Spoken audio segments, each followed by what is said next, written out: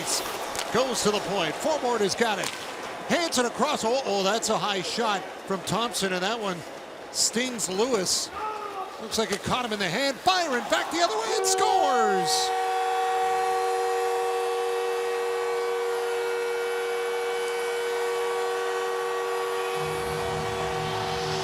One end of the ice, you hit your own man. The other end of the ice, and Byron puts it in the net. Well, twice. I mean, first Bolya nails Lowry, and then I believe it's Pionk.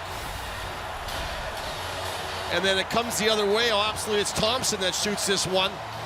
Oh, wow, right on the hand. He puts his hand up to protect himself. And as he gets his hand up, Lewis gets it.